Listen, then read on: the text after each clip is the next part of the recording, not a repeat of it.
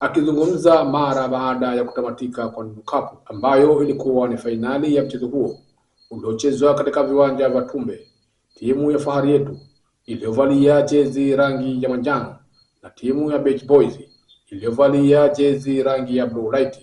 Mwenyekiti wa taasisi wa Zanzibar Abdallah Foundation Zainab Abdallah Isa amesema tayari ameshaandaa bonanza maalum ambalo litachezwa wilaya ya Micheweni ambapo vijana watapata nafasi ya kuonesha vipaji vyao.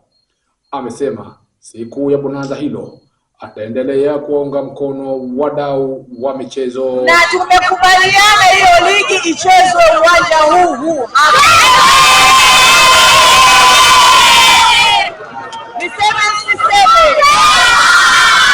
na siku hiyo tutagawa seti ya mipira na jezi kwa majimbo yote ya mkoa wa Kaskazini. Kila jimbo tutagawa timu hizi seti za jezi na mipira ili kuhakikisha kwamba tunaibua michezo hapa Kaskazini Pemba. Lakini la pili, tunaandaa michuano ya ligi ya mpira wa miguu Pemba nzima, na tayari tumeshapata ufadhili wa benki ya Azania. Wamekubali kuwa wadhamini wakuu wa ligi ya vijana Pemba.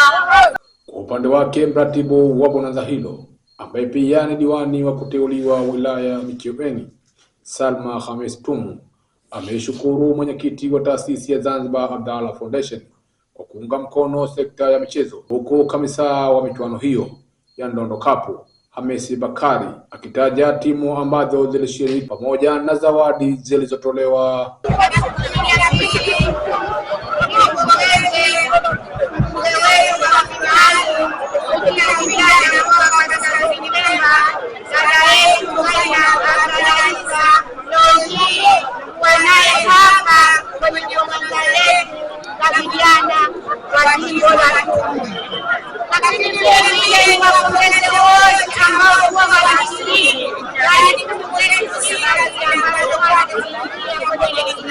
Walioshiriki ni timu 6: Chumba, Kida Boys, Small Boys, Simba, Fahari Yetu na Beach Boys. Mshindi wa kwanza anapata seti moja ya jazi na mipira. Katika michuano hiyo, timu ya Fahari Yetu iliibuka kidedea kupitia mikwaju ya penalti. Nikiripoti kutoka Kisiwani Pemba, michezo na burudani, mimi Maulid Hamisi.